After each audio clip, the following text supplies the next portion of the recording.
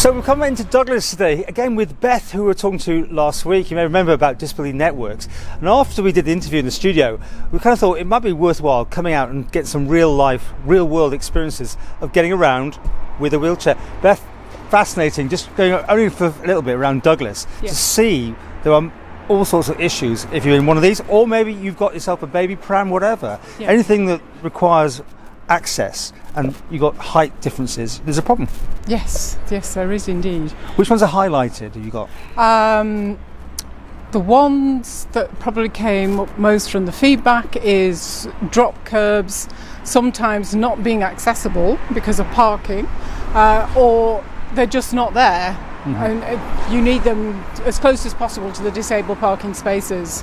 Well, we did some filming in the Chester Street car park. Yes. And overall, yes, there's some spaces that are quite far away from the pay meter, and others are nearer, so that's not, if there's space available. But there's a height issue that you're concerned about there, isn't it? Yeah, it transpires that the most disabled members of our Manx community will often use the, I think it's a VW transporter, and these vehicles are pretty high, and they're the most suitable for their needs, for getting wheelchairs in and out and that kind of stuff. And they just don't fit in any of the multi-stories. Really? So they cannot go in the multi-storey car parks. And just outside, we gave a whirl at Sports Direct. I mean, they have got the ramps, and to be fair, you can go in the other entrance. But I mean, even the ramps, some of them are quite. I was shocked about how steep it felt when I was in it, and getting up it. I mean, I've got fairly good muscles. Yeah, and I was quite scared watching you go down it. Coming down it was something else. Yes. But then, just outside Markle House, we get this problem that you got a car that's parked technically legally in a disabled bay, but for you, with a drop of the curb, you couldn't do anything about it. No, and where's the next drop curb? Yeah. Well, let's move on. We just walked along the road, people are parked inconsiderately, you were stuck there with nowhere to go. Yes, so you have to move out into the road, down the curb. Well, if that was someone on their own, they would have to go all the way back and look for the next drop curb again.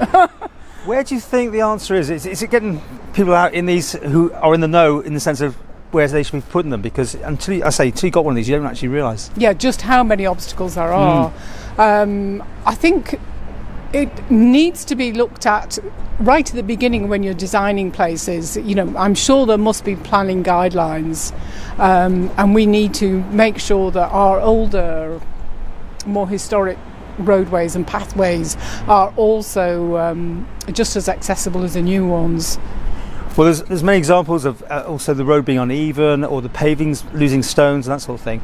But there's one story about the bottleneck car park. Tell us about that, for disabled use. It's come to your attention. This is you've been told this by somebody, isn't it? Yes, and I've been down this morning and had a look, and it's there written on the notice board that if you want the blue badge extra hour, you have to get yourself from the car park up to the town hall with your blue badge, and then they will give you the pass that gives you the extra hour, and then you have to get all the way back down.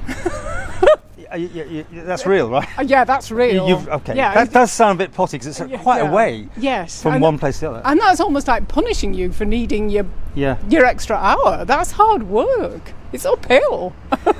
Oh well, we could talk about this forever. I mean, even like some places like Chester Street car park, you pay now. I think maybe you didn't used to pay for disabled and those sort of things. Yes. I mean, more thoughts and just consultation. Yes. And just a word of warning to anyone who's driving around in a big car and parks in the multi-storey with their noses in, because if someone's coming from the Manx National Heritage end of the car park, they've had to resort to those disabled spaces, then they could be just wheeling past you out of your line of sight to get to the pay point, because they can't use the one in the middle down the steps.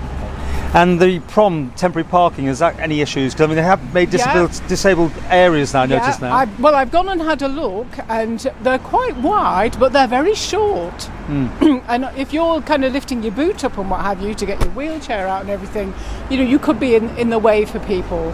And the other issue that came out of the temporary car parking from our Facebook supporters was the ramp at the Regent Street, and that they've complained that it's small and quite steep. Right. And you've just experienced what it's like to go down a steep, and this is a steep slope onto the road.